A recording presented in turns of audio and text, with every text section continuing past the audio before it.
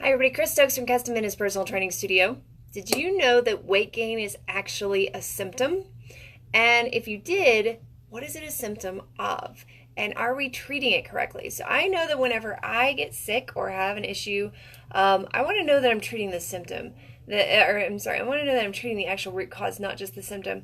It's too easy these days to put just a band-aid over a symptom and say, okay, it's fixed, but not really get down to the root cause. So the thing is, if we start to understand that weight gain, whether that is the weight on the scale or actual fat within our body, is a symptom of other things. Typically, people are not going to gain weight when things within their bodies are working correctly and they're fueling their bodies correctly, right?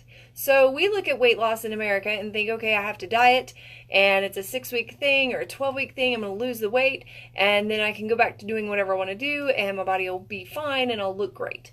The problem is, are looks more important than how your body's working? In my opinion, no. Because whenever you look good, that's fine. But even people who look good can have a heart attack, right? So long ago, I had a client that her husband was an avid golfer, went out golfing all the time, walked the course most of the time. And it was probably 5 to 6 days a week that he was out golfing, just loved the sport, and that was great. And they would go on these great vacations to different places. And one time they were in Florida golfing, and all of a sudden he had a heart attack.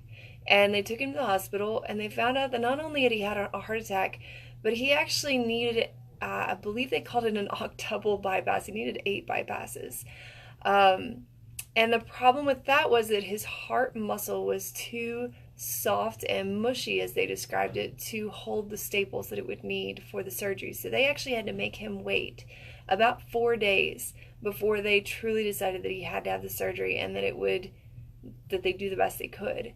Luckily, everything turned out well, but he couldn't quite understand. He had been on the course, he'd been doing these things, and he was in his 60s and he was in great shape other than that. But he hadn't been working as hard. So the same holds true for our weight loss issue.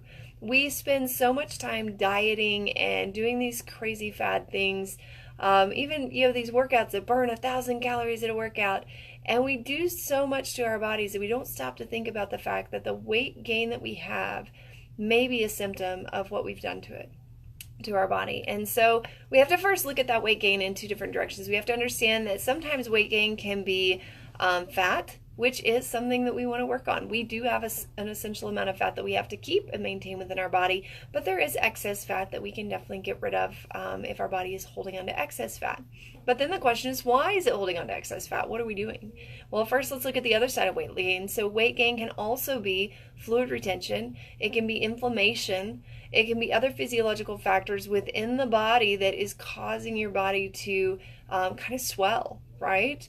And those kinds of things are a little different. Those are more dire because inflammation, we think about that being in the gut with our leaky gut that I'm sure you've heard about and things like that. But that inflammation actually grows. It doesn't just stay in your intestines. It can grow all the way up into your brain and it can kill you.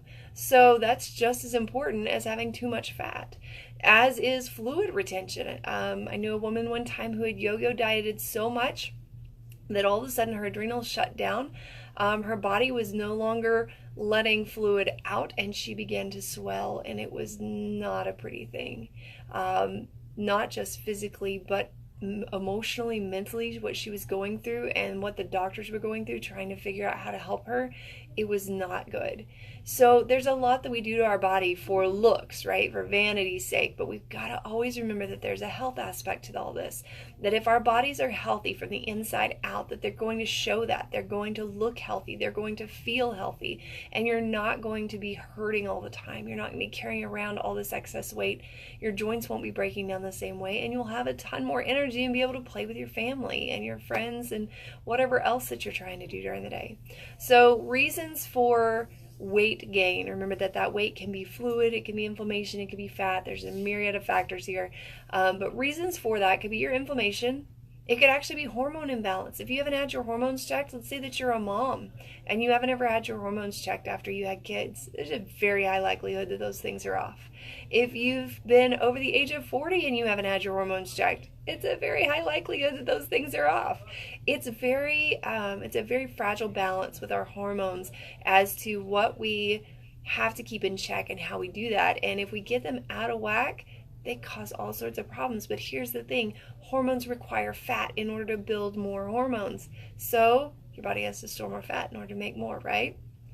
All right, so then you've got things like physiological disruptions from yo-yo dieting that have caused chronic issues to your metabolism and so many other things, to insulin resistance causing type 2 diabetes and so much more. There are so many internal systems in your body and they all have to work just right. And if you cause a disruption in those, whether you meant to or not, then it's going to disrupt where you're at currently.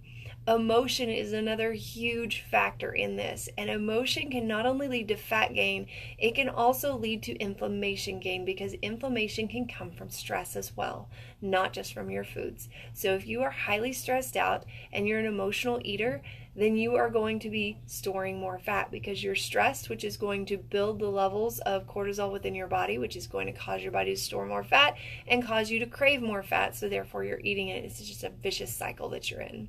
So when your systems are struggling, your body can't do what you want it to do as far as losing weight because it's in chaos mode.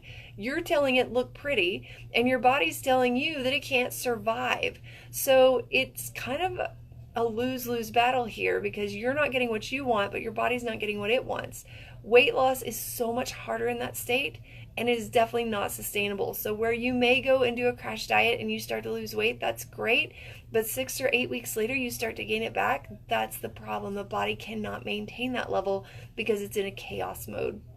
So in order to calm the body down, we have to start to remember that, number one, any change that we want from our body has to come from within. We have to look at our health first. Our health has to be number one.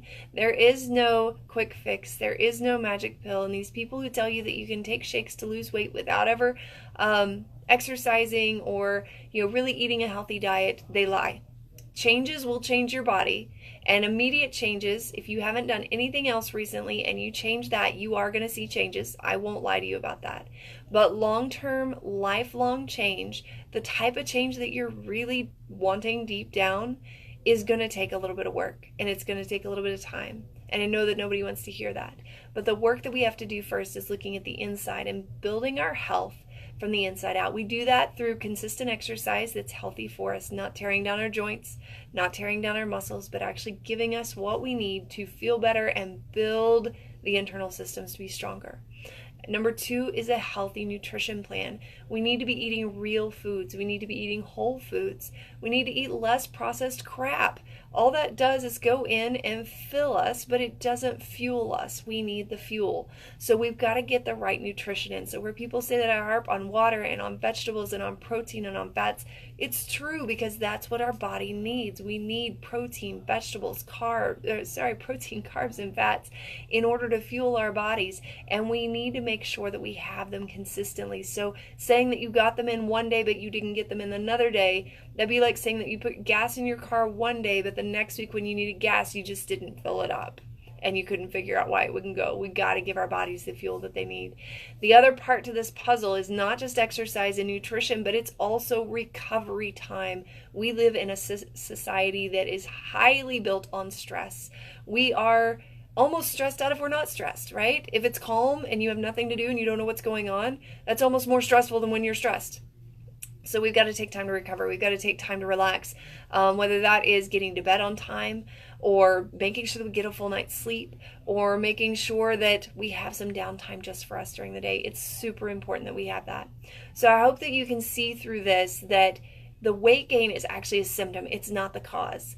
The cause, the actual problem, is within, and whenever we have those problems within, it causes our body to gain more weight, whether that again is from inflammation, from fluid retention, from fat gain. So as we start to work on those inner systems and as we start to bring our body into better harmony, you would be absolutely shocked to see how many people can get results just by changing some of those factors. Not even by taking out this from their diet and taking out that, but really just focusing on better, healthy habits. It's amazing the difference. And that exactly is what we do with our clients every day here at Custom Fitness. Our team works with each client to start them from their starting point. So we don't take you in and put you in a cookie cutter plan. We take you in and start with you where you're coming from, because we know that it's not going to work if we flip the whole world upside down on you in one day. But we know that through small changes over time, working on habits, being 1% better each day in the areas of nutrition, of exercise, of lifestyle habits, that you're going to start to see huge changes. And those huge changes can be maintained for a lifetime, because once you get to going with them, you're going to realize how much better you feel with them than how you felt without them. And you're not going to want to go back to that old way of life. Every now and then your brain makes you think that you want to, and you try it out and you realize that's not really for me anymore. That's just not who I am. So if that's something that you would like some help with, if you want to find that real lasting change to keep you from coming back to square one over and over again, to get you out of that yo-yo and to make you feel a ton better, not only with the way that you look, but from how you feel on the inside, we would love to help you out. Feel free to give us a call, 806-322-3188. We're going to be releasing some pretty great stuff here in the next week or so. So keep your ears open for that, but please feel free to give us a call. A consult is free. We just want to sit down and get to know you and see if we're the right fit for you. I hope you have a great day.